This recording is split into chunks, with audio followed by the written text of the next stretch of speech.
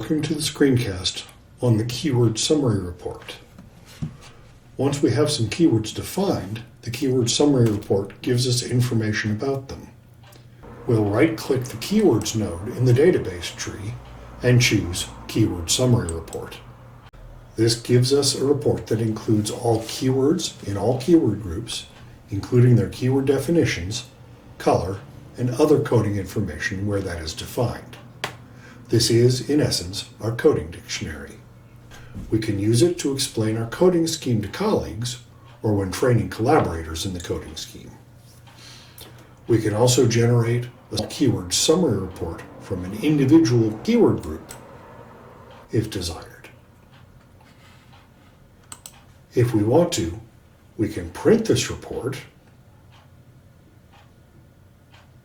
or we can save it to an external file that can be loaded in a word processor.